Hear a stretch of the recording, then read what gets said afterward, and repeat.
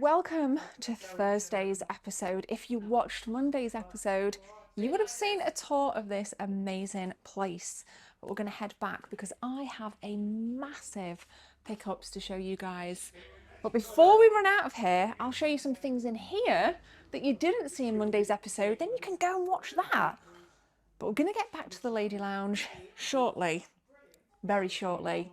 Did a load of trades, got 320 quid in Monday's episode, picked up some really nice stuff, and then I paid a little bit and we walked out with, and you kind of just paid the difference essentially, walked out with some wicked stuff. But anyway, this is Thursday's episode, let's get into it. I've got some baller Sega Saturn games in here. Now this I have, right, this is one of the few PAL cases that has the American style Sega Saturn case. And I actually prefer these because these things fall to pieces. They absolutely fall to pieces. You're very lucky to get really nice condition Sega Saturn stuff in like this. That's beautiful. But 9 times out of 10, they fall to bits, they're hard to maintain. Even these ones, we had very few. These were like the Mega Drive clamshell cases. These are much nicer as well. I wish they'd have just done that consistently. But yes, this is nice. Check that out, guys. Check that. Not one I'd play, but you don't see it round that often. Not something you see that often. The red spined Essentials cases on the PlayStation 3. I've forgotten how many of them there are. But I dare say that this is close to a full set. That is lush as hell. Essentials. Is it full set? It was. It was a full It set. hadn't got the visitors, it hadn't got No. 17, it hadn't got Fallout. No. Well, half of me cleared out this morning. Half of them were gone. Really? That quickly? Wow. Saints Row. There's loads of them gone out to that. Really? I saw them down there, yeah. They're absolutely loads, yeah. Some of them factory sealed, aren't they? This was a collector just sold up, yeah. Since I've done this, you find January, February, Yeah. all the collectors sell. It's Fair just, play. It's just one of them. Collectors are selling, guys. They're selling. Yeah.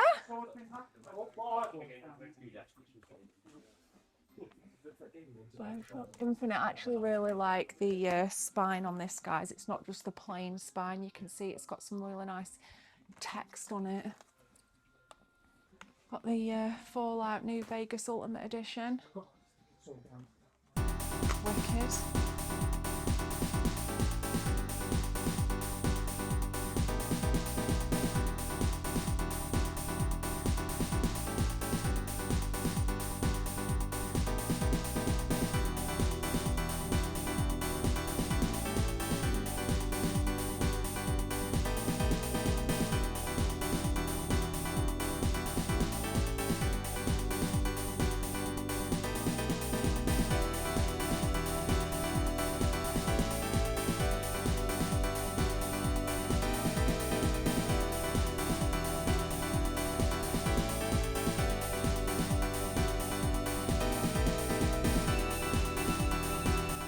I need a few seconds of your time to tell you about channel memberships. If you guys want to become a channel member, click join from the main page or the second link in the description. There are 3 tiers, all with different perks for you if you want to become a team member. Thanks for your time. Let's continue with the video.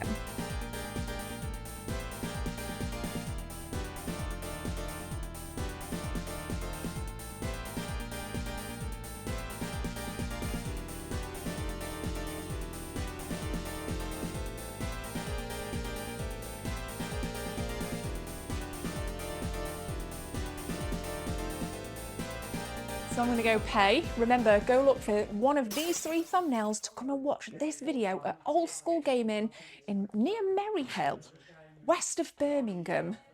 If I've got that right, my geography's got that right. But anyway, in 3, 2, 1, we're back in the Lady Lounge.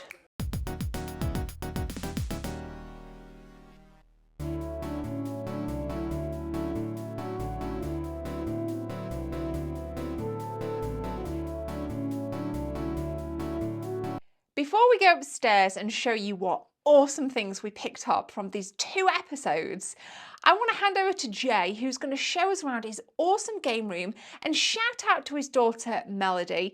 She was really happy, apparently, when she saw her dad talk about some of his recent pickups on a recent episode of mine. So shout out to you, my lovely. I hope you are well. But Jay, Dad, take it away. Here comes a new challenger! What's up, Team 24? It's Jay again. Thanks very much, Jem, for having me on the show again. This time we're going to take a quick look around my humble games room. It's not the biggest games room in the world, but it is packed full of goodness.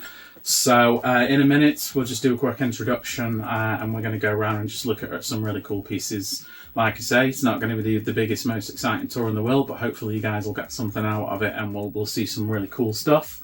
We've got multiple things going on in the room. So yeah, thank you very much, Jem, and we'll get started. Okay, guys, we are back. So we're just going to start off with a quick look into the corner.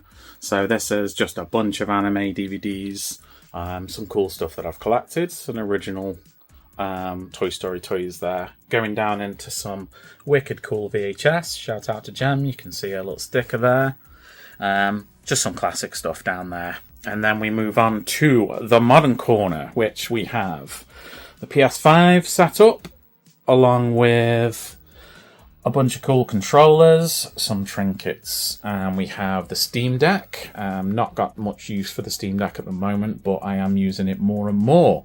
And this is technically big 50-inch Sony TV for the modern setup, with a bit of Bulletstorm going on in the background here.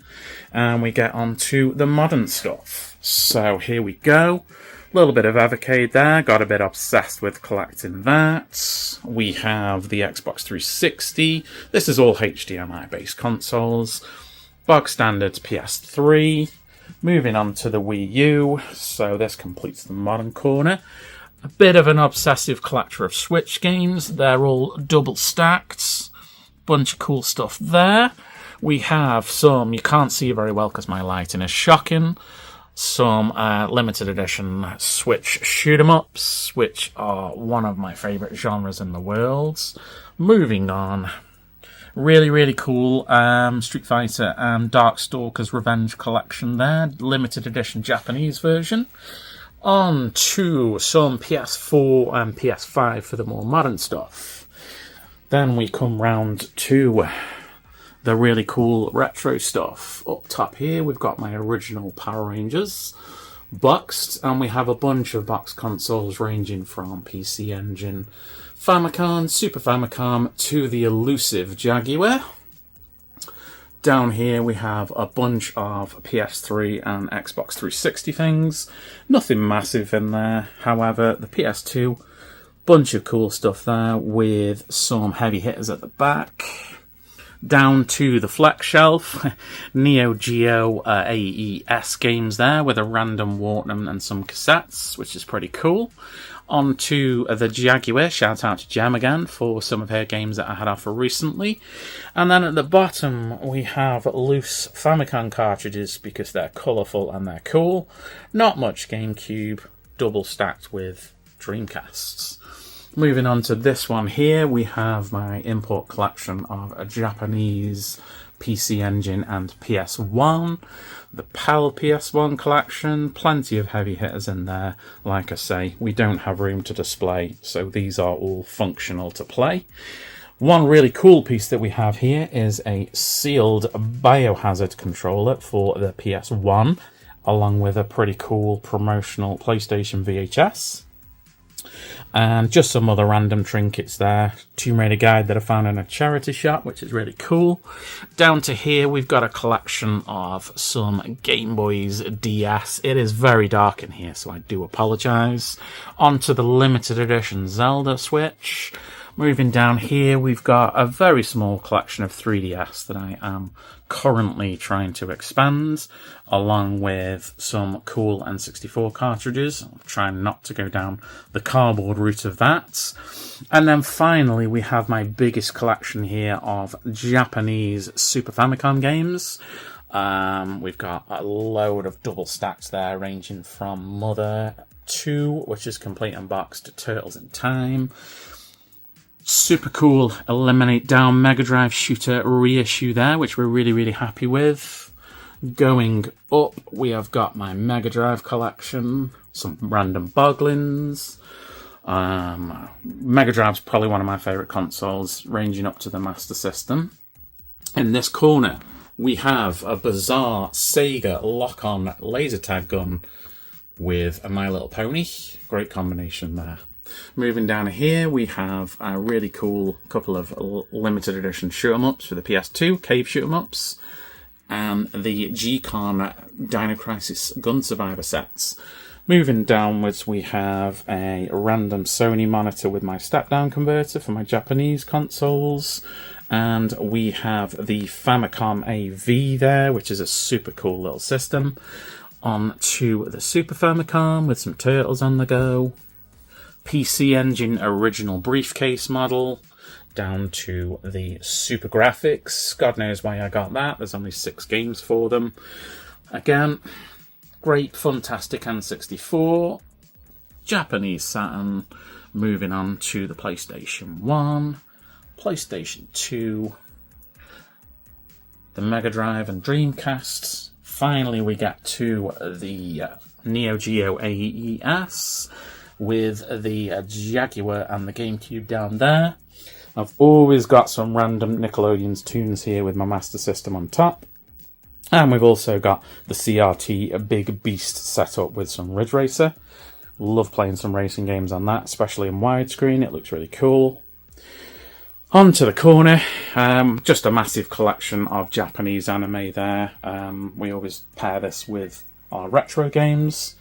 Panning across here, we've got a random board game, some Turtles books, and all kinds of stuff. An original Games Sound and Vision briefcase with a Mega Drive in, which is pretty cool. And then we're going to go on to the piece de la resistance. And that is my new Neo Geo MVSX, which is cheekily upgraded with all 148 Neo Geo games.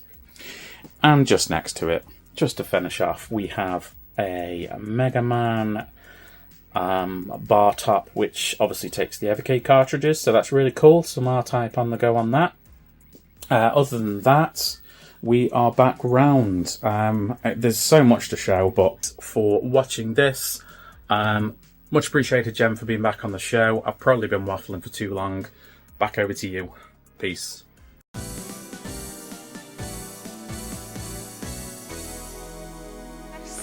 Yes, yes, indeed. Loads of stuff to show you. Absolutely loads. 400 quid approximately. Now, don't worry, we did do some trades and I didn't get a chance to show you what I traded in Monday's episode. You staying in here, Mel? In Monday's episode. But nonetheless, if you do want to buy some of the stuff, go down, have a chat with Rich, pick yourself up a channel sticker. I left loads there, and I want to show you guys what I picked up. But first, when I got home, this came in the mail. Now, I'm not really one for magazines. I've sold a load recently. I only collect Retro Gamer. However, back in April, I had the pleasure of filming this art room, which came off the back of filming one of the greatest Nintendo kiosk collections I've ever seen. Now, I saw the original artwork for this Star Fox 2 Total magazine. I saw the original artwork for it.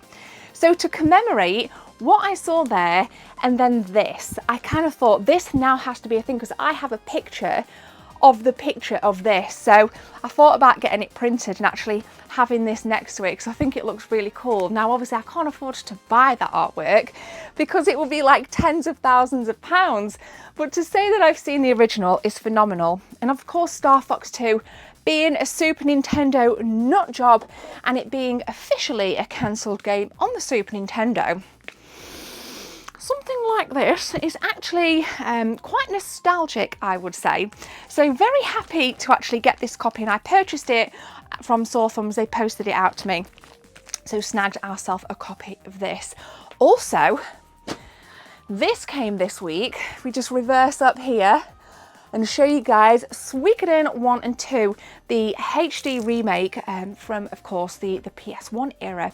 Now, Suikoden, if I've pronounced that correct, I do still need to buy a copy on the PS1.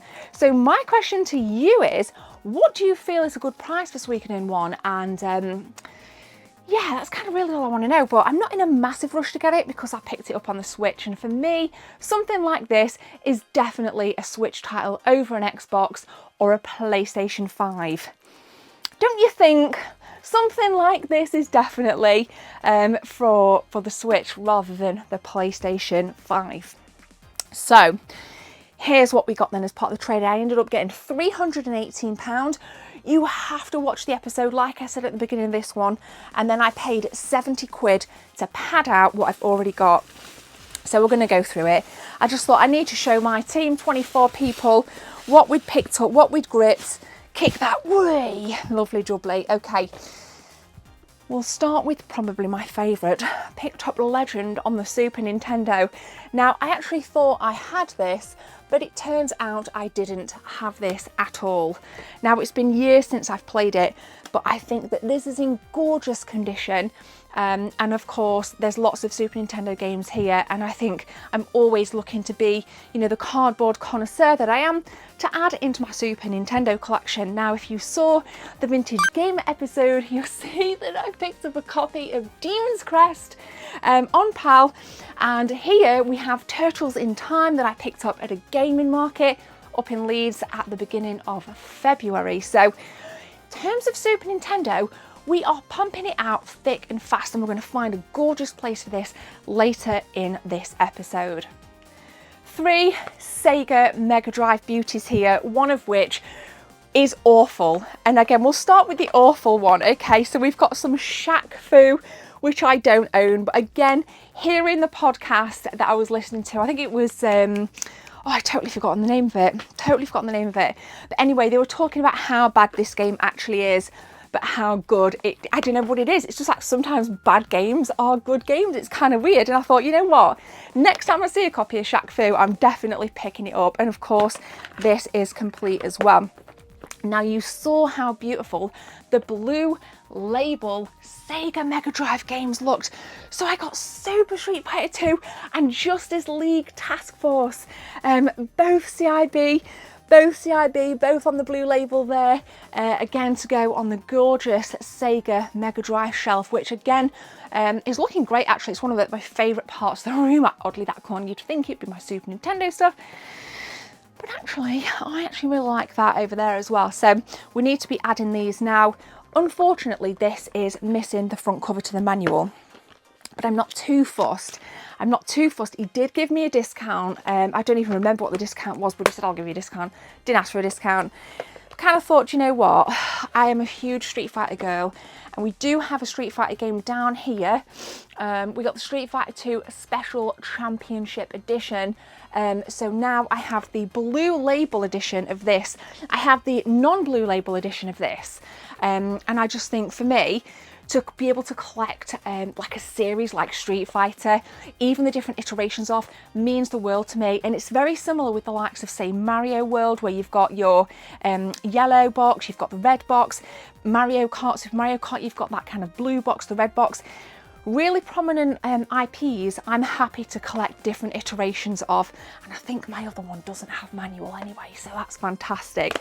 So really nice additions to the 16-bit Sega Mega Drive collection. N64 next then, and Rich said this down at the till area, penny racers, you do not see that often. Really nice copy of this. I believe this featured on a Metal Jesus episode many moons ago. And then I got TG Rally 2, which I love the N64 Star Game label on there. Again, I'm a sucker for a racer, and I decided that picking these two up, you know, it's like a no-brainer for me. If I see a racer that I've played, I pick it up. If I see a racer that I've not played, I pick it up. So yeah, really happy about that. And the great thing about going down to Old School Gaming was everything looked great, and of course these guys have come in box protectors, so ready to get down and find a spot on the N64 shelf. We have some N64 here as well. I don't think we're going to have much room to put them there, but we could give it a go. We could have a little reshuffle, and again, just that is the beauty of trying to find places to put all of this stuff. And again, it's just nice to get rid of trades as well. Taking a load of stuff down there, collector's editions that I didn't care for, clears the stuff out and repumps back into the collection. So really happy to have these bad boys back in the collection. 3 PlayStation 3 games now. Now, in an episode I did a couple of weeks ago, I say more like 4 weeks ago actually, I went into a store called Cash Monkey, which is a little bit like Cash Generators, and they had, I think it was a Polish copy of Sly Cooper Thieves of Time, and I didn't get it because of course it was a Polish copy, but seeing this, which had just come in on a trade, I kind of thought, you know what, let's give it a go. It doesn't have anything in it other than the gorgeous artwork that I do absolutely love about the Xbox 360 and PS3 generations, that kind of internal artwork, and I thought I'd give that a go because this game has always intrigued me. So please feel free to give us feedback on any of these games in the comment section. Now, you saw the beautiful row of PlayStation 3 Essentials titles there. I'm a huge Fallout girl. So we got the Ultimate Edition of Fallout New Vegas. Again, the red spines do look absolutely incredible. And he did say that these came in as a full set, but they had been picked and like all of the big hitters had literally just gone. So leaving good titles still, even though the big hitters are gone, there's still good titles to pick in that. So yeah, I was like, Fallout New Vegas for me was fantastic. With it not being developed, just oversaw by Bethesda, I think Obsidian did a fantastic job on it. And of course, they released Avowed recently and it hasn't got the best reviews, but it's certainly kind of, I'm like intrigued enough to maybe just continue to be intrigued for now, but I don't want to spend 70 quid on it. And I don't want to buy Game Pass either. So, you know, Game Pass for me, I'd rather own the game, no to Game Pass because I know it's on there as well. Next up then, we got Full Auto 2 Battle Lines. Why have I never seen this? It's a Sega game. Why have I never seen this? The next generation of car combat. So think Destruction Derby. And yeah, we've got this. So this is an early PS3 game because you can see the red on the spine there means it is a very early PS3 game. So I kind of thought I'd take a punt on that. And then of course, we are just finishing Vikings on Netflix and I am dying to get back into Valhalla and I don't have the God of War collection in my collection, so I decided it's time to pick this beauty up. And again, remember these are all part of the trade, so essentially didn't cost me anything, just traded in stuff that was sat in the eaves up there. So really happy with my PS3 selection of games from this amazing retro game hunt. Next up is a game that I again picked out, forgotten which episode it's in. Is it in today's? I think it was in Monday's, but Forgotten World, a game I've never played on the Sega Master System. This one is complete and I picked it up because I thought I'd give it a go. Of course, Forgotten Worlds, it's the exact same font, logo and everything as the amazing store up in Scotland, in Stewarton in Scotland, that I did last September, the UK's largest retro game store. I mean, that episode was just next level stuff. So that's, I know it's kind of like a weird affiliation to buy a game or to bring a game home, but that's why I wanted to pick this up. So if you've not watched that episode, do enjoy. Now, of course, my friend Reese, I know you are watching. I finally found a copy of X-Men Origins Wolverine, the Uncaged edition, which he calls a hidden gem. Now, this is on the PS3 as well, and I think it's more expensive on the 360. Don't quote me on that, but this thing goes for about 25 quid in CEX. Now, some of these games were priced, some weren't, so I actually don't know what the individual price of this was, so if anyone's wondering, I'm not sure, but please feel free to let me know if you think even 25 quid is a good price, assuming we've kind of dipped into CEX and got it from there. So I finally have it, and hopefully it's backwards compatible, so I'll be able to play it on my Series X here. If not, we've got the Resident Evil 5 Xbox 360 also hooked up to the flat screen, which means we can enjoy these one Sunday off stream. Apologies, it's no lav mic here, so the audio might sound a little bit different, but Jay's game room was absolutely brilliant, and I just want to say thank you for putting so much effort into the production value. And if any one of you guys want to feature by showing us your pickups, your top 3 games, or your game rooms, please come over to the Discord. The link is in the description, and you'll see a little chat section that says let me film your retro game collection, we can get talking in there. So thank you so much. But now a little bit of good news. So months ago, it was October, I had a blood test and it came back with like pre-diabetes. I was like, I'm a glutton. I love my food. I'm stressed. I eat when I'm stressed. 5 months down the line, no more pre-diabetes.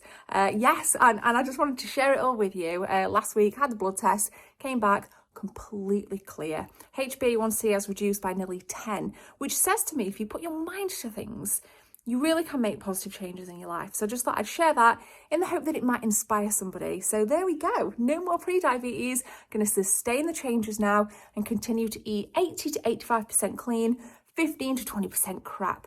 That's my rule. So yeah, we're ending it on a really nice positive note. Incredible.